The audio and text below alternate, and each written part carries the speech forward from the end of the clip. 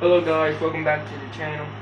Today we are going to be reviewing all the, well not reviewing, rating all of the Friday the 13th movies, in order. The reason why I'm doing this today is because it is Friday the 13th and a very special Friday the 13th because it falls on June 13th, the day that Jason Voorhees was born and started, well, this entire franchise basically of movies. And let's go on and head into the first movie, which is part 1. By the way, this video is not made for young kids, maybe for like 9 and up. We ain't gonna be talking about bad topics. This really good lighter stuff. Let's head into the first one. So the first Friday the 13th movie released in the year of around either 1979 or 1980. Basically, it was a pretty similar movie to the Halloween, John Carpenter's Halloween, that came out in 1977. It was one of the hugest slashers. Basically, Friday the 13th is basically a copycat, kind of. It was made really during the big era. It basically started off the big era of the 80s cheesy slashers, but it was more in the more serious tone that that Halloween had, released in 1977. So head on to my movie. The movie's pretty good. It's not the best in the franchise, in my personal opinion. It's not my favorite. I will watch it. It's not my favorite in the films. I'm not saying it's a bad film. It's definitely supposed to be like a Halloween, but different. Except for being during the Halloween, it's going to be during the summertime. It's a good movie. It's not best. I wouldn't personally recommend it for your first watch. It is a good movie. It generally is a good movie. I personally give this on the rating scale a 7.7. Kills in the best first person POV, and I guess back during the 70s, I guess the reveal of Pamela Voorhees, Jason Voorhees, his mom, which you don't even get the name of her until later on in the franchise, is her actually being the killer. Is, I guess, a good plot twist in a sense. Anyways, it's a good movie. Definitely 70s. You can definitely tell. If it wasn't made in the 70s, it will definitely be real low quality. Just like how this video would be. Anyways, let's head on to, I like this one a good bit. Let's head on to the next film.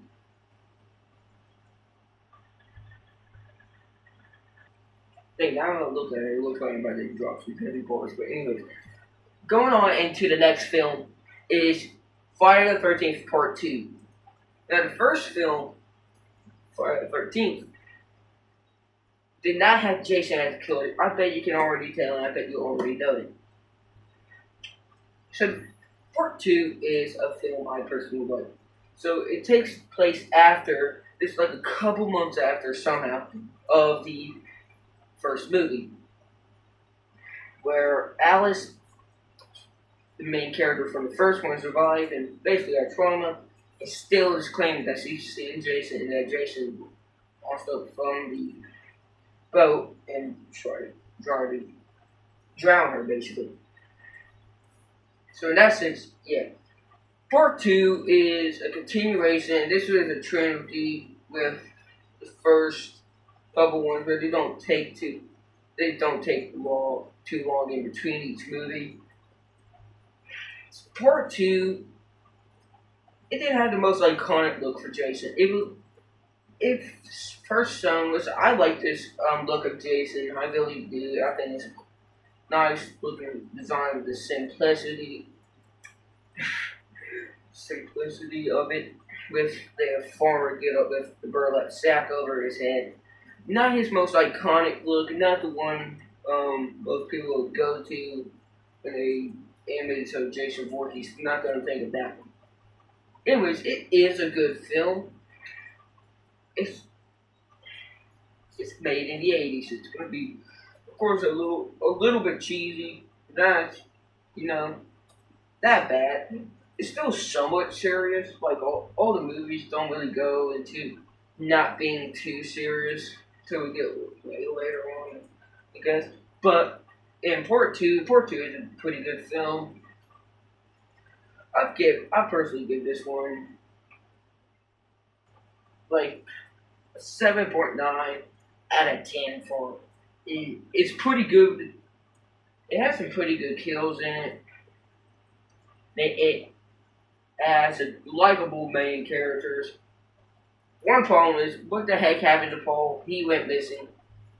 Um, let's just say he had a heart attack and died. But yeah, so we got Paul. It's a good film, especially made in the '80s. But the thing about the film is not the best. It's definitely a top five in the series. But some of them just have this are better. Of course, it's definitely in the top five, but it's not the best. Especially ask the normal Jason Voorhees fan which one is the best. They're not gonna say part two, but they ain't gonna say part two would be bad. I mean, that's what I think.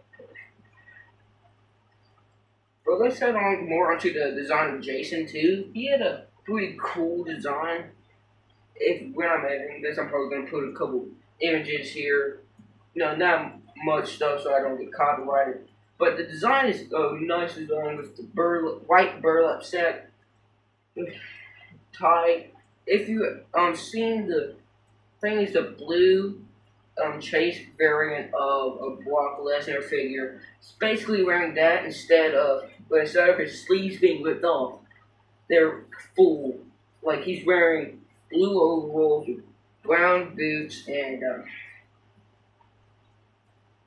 that blue undershirt, that formal shirt. And he has a pretty iconic weapon, the pickaxe. He did use the machete, and it has a kill that I hear personally a lot of people like. Is when the guy in the wheelchair basically gets hit like somewhere in the head, like in this general area, hit in the head with the machete, and he rolls down the stairs in the wheelchair. It's a pretty good kill. And this also introduced the trope very popular in the video game, which we'll head on to later in the video, of it being using the sweater to basically hypnotize Jason Voorhees so you can kill him. Did it work in the movie?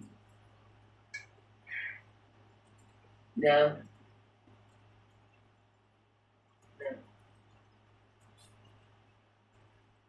No.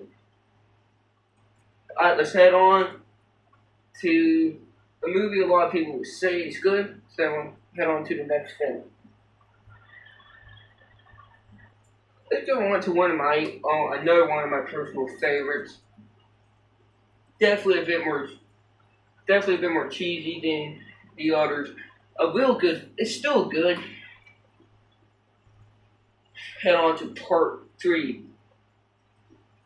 Now you actually watch this I believe it's actually 3D. It's part 3. Friday the 13th part 3 begins like the day after part 2. So after Jason got hacked in the back, and then Paul had a heart attack, he ran away and went to basically this gas station where the owners live at. Mm-hmm. Went there, he stole some clothes, and killed the couple that was living there in that movie. After killing them, he most likely shaved his head, and that's why he's bald in this one and not bald in part two. Anyways, going on back into the film, Jason still has a design you would probably think of. He has a green overshirt, probably with a white undershirt, blue jeans, and of course boots. I don't know what color the boots are. Don't ask me that. It's a pretty cool design. He does it. He's still maybe human in this one, and it's a good movie. It's not the best. Not. It's definitely in my top five personal top five of the movies. It's not the best. It's a good one. I'll give this one personally a personal. I feel like it's a. You know what? I give this. It's not. It's not better than part two. Actually, it's slightly better. It's a bit slightly better for that nostalgic feeling, I guess. So I'm gonna give this one. I'm personally gonna give it an 8 out of 10. 10, and let's head on to one. Let's go. Let's head on to the next film. I just stay my rating at the end of it this time. It was perfect. Alright, let's head on to the next one. This part 4. Friday the 13th, part 4, the final chapter. Now this one is a pretty good one. And it's also good for another week. It introduces the man, the myth, the legend, hippie girl. Nah, I'm kidding. It introduces the GOAT of the entire franchise besides Jason, Tommy Jarvis. Now, this is a pretty good movie, I would say. The kills are pretty good, and a Friday the 13th film. You probably already know what I'm going for this. It has some good kills, and it's a pretty good movie overall. I haven't given this with any of the other movies. Um, Alright, so that. Ignore every single second of that. So backwards to the story. So the story starts out with young Tommy and his sister and his mom and his dog Gordon. Did he survive? I can't tell you that. I don't know. But it starts out with them living at their house and just basically being a normal family. Then in the house right in front of them, a group of kids, a group of teenagers, go there to spend, I guess, a week. Just go there and spend time at the lake that is nearby the house. So the group of kids go there. They don't really cause much problem at all for the family. On the way there, while the kids are living, so here we go.